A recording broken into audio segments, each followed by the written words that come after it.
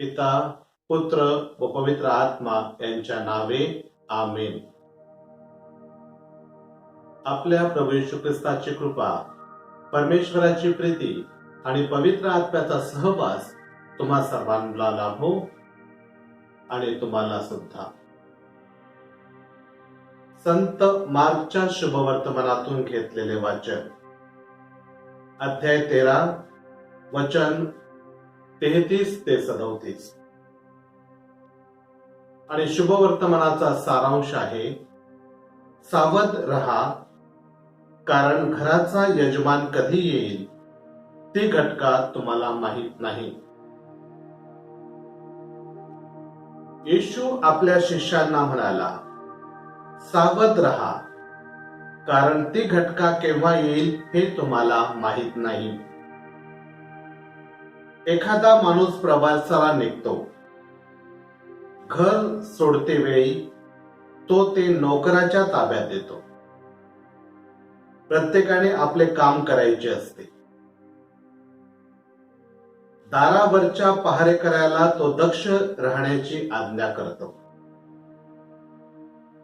तसेच हे आहे, कारण घराचा यजमान संध्याकाळी येईल की मध्यरात्री येईल, पहाटे कोंबडा आरवण्याच्या वेळी येईल की सकाळी येईल हे तुम्हाला माहित नाही.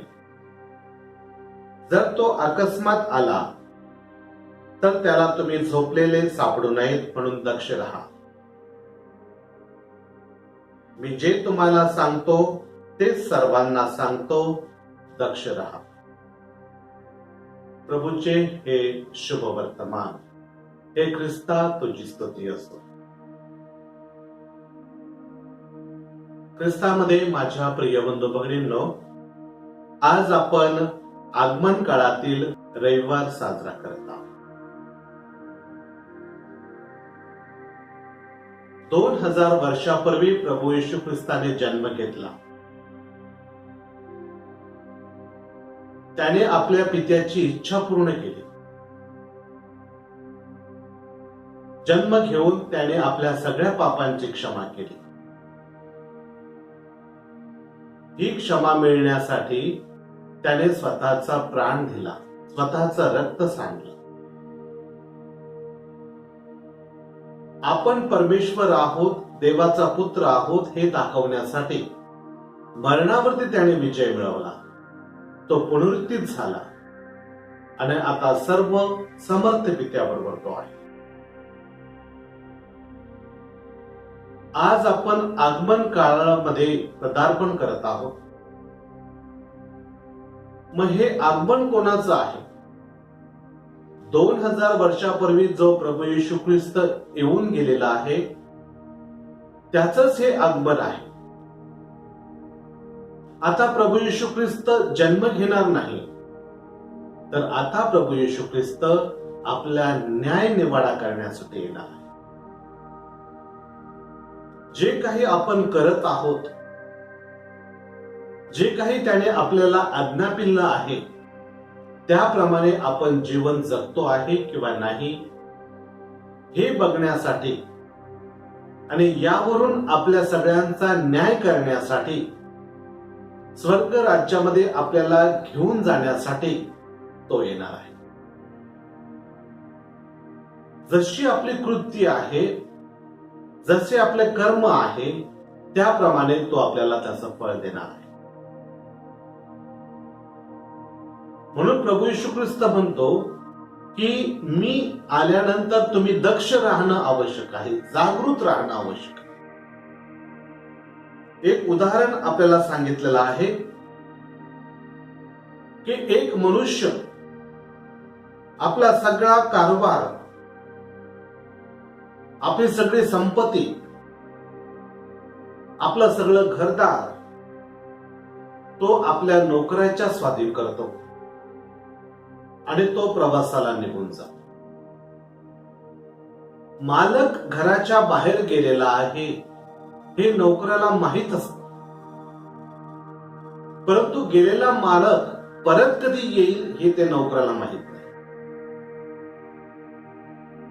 जेव्हा एखाद्या नोकराला तो आपल्या सगळ्या संपत्तीचा वारस म्हणून ठेवतो, कारभारी म्हणून ठेवतो, तेव्हा त्या नोकराचं एक कर्तव्य आहे, ते म्हणजे आपल्या मालकाची जी संपत्ती आहे,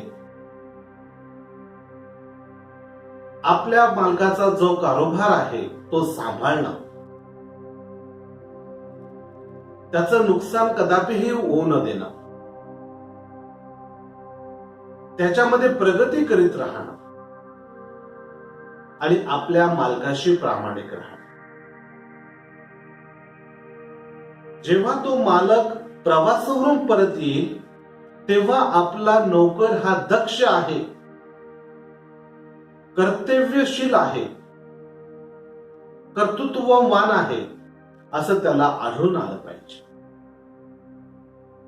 जे काही आपण त्या नोकराच्या भरवशावर सोडलेलं आहे ते सर्व त्याने सुस्थितीमध्ये ठेवलेलं आहे असा अनुभव त्या मालकाला आला पाहिजे आणि मालक आनंदी झाला पाहिजे. नोकर जर प्रामाणिक राहिला, त्याने सर्व काही आपल्या मालकाच्या इच्छेप्रमाणेच केलेलं आहे, तर त्याचं प्रतिफळ म्हणून निश्चितपणे मालक त्याचा गौरव करेल आणि त्याला बक्षीस देखील देईल. ख्रिस्तामध्ये माझ्या प्रिय बंधू भगिनींनो, मग ही आगमन काळातली आपली नक्की कोणती तयारी आहे? प्रभू येशू ख्रिस्त या जगाचा मालक आहे. आपल्यावरती त्याने काही काम सोपवून दिलेलं आहे. जे काही काम आपण आज करत आहोत ते परमेश्वराचं आहे किंवा नाही हे आपल्याला ओळखता आलं पाहिजे.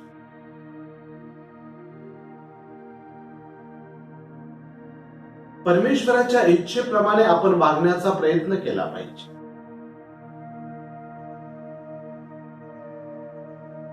आपण आपले स्वतःचे मालक आहोत.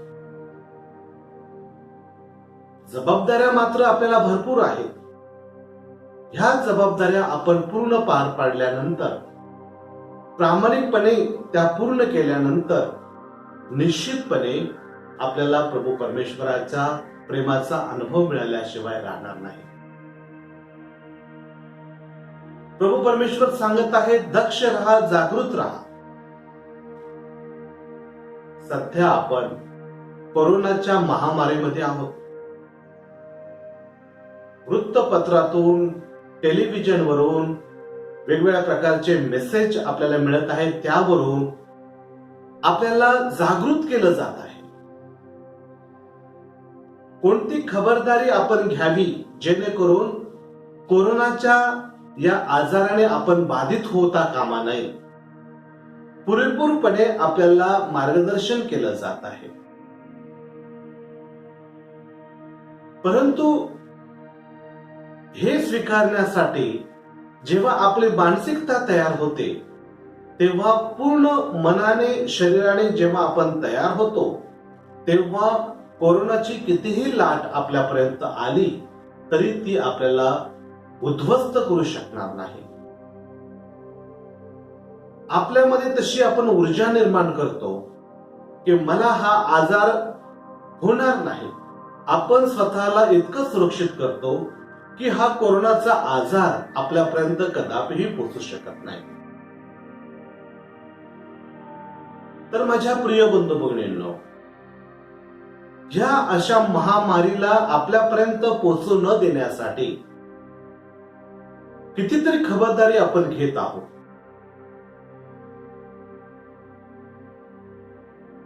आज प्रभू येशू ख्रिस्त आपल्याला सांगत आहे, तुम्ही सदैव जागृत राहा. तो जेव्हा येईल तेव्हा आपण त्याचे प्रामाणिक नोकर आहोत, प्रामाणिक अनुयायी आहोत, प्रामाणिक लेकरं आहोत असं त्याला आढळून आलं पाहिजे. मग ही जागरूकता कशामध्ये आहे? जे काही चुकीचं आहे, जे काही पापमय आहे, ज्याच्यामुळे आपला आत्मा हा उद्ध्वस्त होत आहे, या सगळ्या गोष्टी आपल्यापासून दूर ठेवणं आवश्यक आहे. ही एक आध्यात्मिक तयारी आहे. प्रभू येशू ख्रिस्त कधी येईल हे कोणालाही माहित नाही.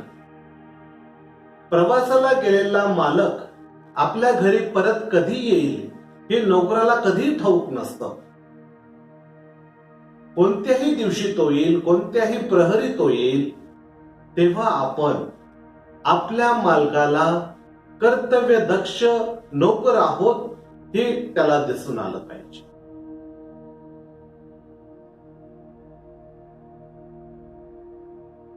ही तयारी जी आहे ही आध्यात्मिक तयारी आहे.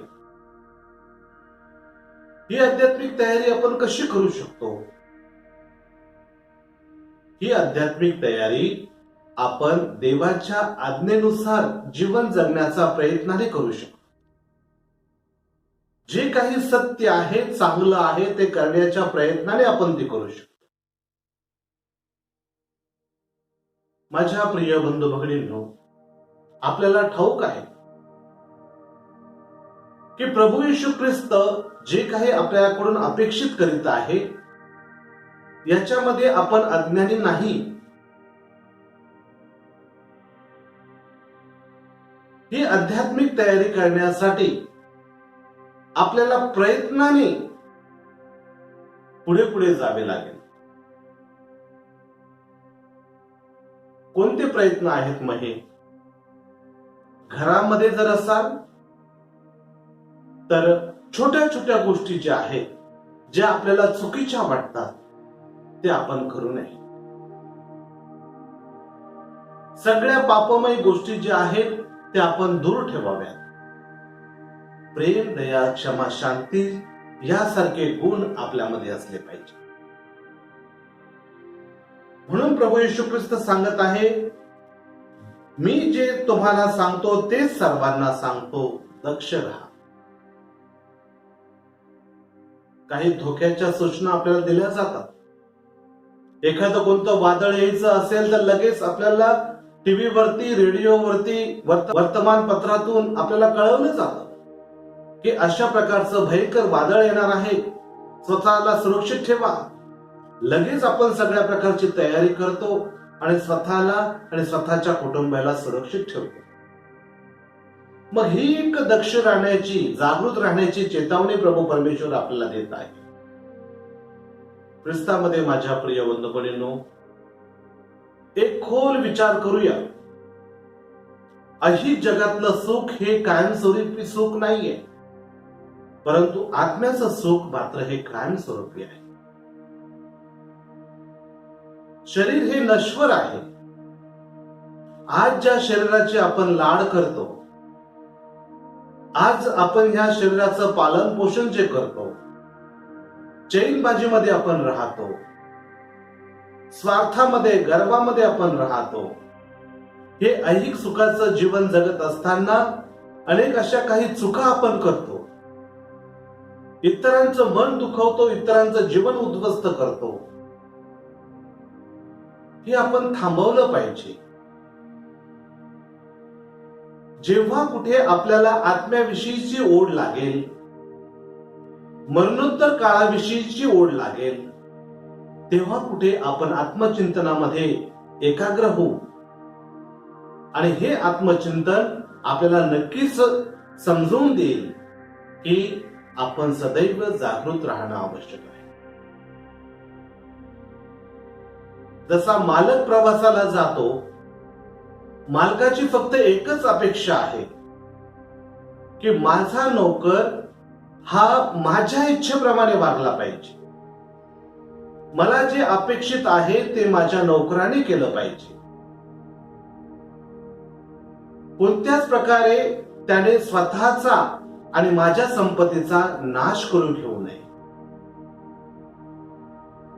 हे जर मालकाला आढळून आलं तर माझ्या प्रिय बंधूंनो, मालक आनंदित राहतो. आपल्याला देखील प्रभू येशू ख्रिस्ताच्या आगमनाच्या तयारीमध्ये हेच करायचं आहे. पापरहित जीवन जगायचं आहे. आणि जर यदा कदाचित पाप करण्याचे प्रसंग आपल्यावरती आले असतील तर आपण क्षमा मागायची आहे, क्षमा करायची आहे. हीच तर आगमनाची खरी तयारी आहे. आज देऊळ मातेने आपल्याला या आगमन काळामध्ये घेऊन जाण्याचा एक उद्देश एकच आहे की एक आपली आत्मिक तयारी आपण करायला हवी आणि ती आजपासून आपण करूया. भरपूर वेळ आहे आपल्याकडे. आता आगमन काळातले प्रत्येक वाचन जे आहे हे वाचन आपल्याला परमेश्वराकडे जाण्याचा मार्ग दाखवतील. जो प्रभू येशू ख्रिस्त दररोजपणे आपल्या भेटीला येतो पवित्र मिसा बलिदानातून, तो प्रभू येशू ख्रिस्त वारंवार हीच आठवण करून येतो. ख्रिस्त मरण पावला, ख्रिस्त जिवंत झाला आणि ख्रिस्त पुन्हा येईल. ख्रिस्त पुन्हा येईल त्याच्याच आगमनाची आपण आता तयारी करता. म्हणून माझ्या प्रिय बंधू भगिनींनो, नाताळापर्यंतचा जो काळ जो आहे हा पूर्णपणे आपल्या आध्यात्मिक तयारीचा काळ आहे. आपण देवाकडे प्रार्थना करूया की हे प्रभू परमेश्वरा, या आगमन काळामध्ये उत्स्फूर्त रीतीने, आनंदाने, मोठ्या उल्हासाने आम्ही आमची आध्यात्मिक तयारी करावी असा आशीर्वाद तू आम्हाला दे. एक पावित्र्याचं जीवन जगण्यासाठी आम्हाला तू सुबुद्धी दे. आमच्या आत्म्याला घातक असणाऱ्या सगळ्या गोष्टी आमच्यामधून तू काढून टाक, जेणेकरून जेव्हा तू कधी येशील आणि आमचा न्यायनवडा करशील तेव्हा जागृत असा दास तुला दिसावा असा आशीर्वाद तू आम्हाला दे. प्रिय बंधू भगिनींनो, आजपासून आपण आगमन काळाला सुरुवात करत आहोत. आपण सर्वजण निश्चय करूया की ही आगमनाची तयारी म्हणजे ऐहिक सुखाची तयारी नाही, तर आत्म्याची सुरक्षितता हीच खरी आगमनाची तयारी आहे. आपला आत्मा नेहमी उल्हासित ठेवूया. परमेश्वराच्या इच्छेप्रमाणे वागण्याचा प्रयत्न करूया. एक आध्यात्मिक तयारीनिशी प्रभूचं स्वागत करण्यासाठी आपण तयार होऊया. प्रभू तुम्हा बरोबर असो. सर्व समर्थ परमेश्वर पिता, पुत्र व पवित्र आत्मा तुम्हा सर्वांस आशीर्वाद देवो. आमेन.